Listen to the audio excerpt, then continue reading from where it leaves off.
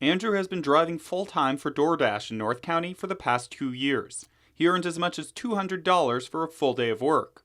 We're not using Andrew's real name because he's still working for DoorDash and fears retaliation for speaking out. As a gig economy driver, he's given options for delivering food for different businesses. He enjoys the freedom of the job. I do like the flexibility. You can go work whenever you want.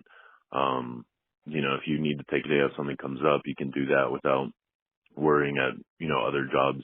Sometimes you call out, it's a big old hassle. Around a year ago, as Vons began ramping up their use of the DoorDash app, he noticed that the opportunities being offered by the only grocery chain on the app didn't really stack up with the other jobs he was being offered. They had him traveling to areas far outside his own service area for as little as $10.25, which is supposed to cover the time driving to the destination and the gas costs. On top of just the long distances, you also have to consider you go into the grocery store.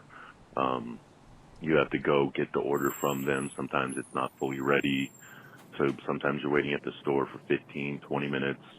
You finally get to your car, load it up, take another 5 to 10 minutes doing that. Drive, unload all the groceries,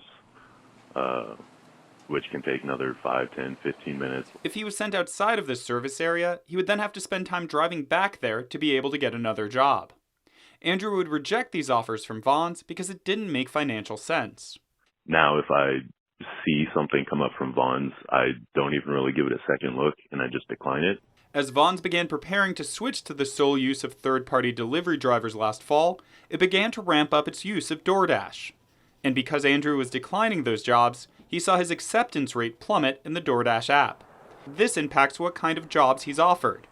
He says this incentivizes some DoorDash drivers to take jobs that pay low, just so they can keep their acceptance rate up. Every month, if all of your ratings are at a certain percentage, then it says, you get priority in, the priority in deliveries.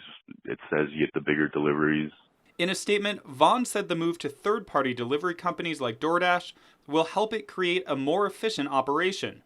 Other companies besides Vaughn's are now outsourcing work to third parties after the passage of Prop 22 in November, which granted legality to gig economy companies like Uber, Lyft, and DoorDash. Andrew doesn't think the proposition is bad per se. He's now guaranteed a minimum wage for hours he's actively delivering items. He just wishes that companies like Vaughn's were willing to pay higher wages. Max Rivlin-Nadler, KPBS News.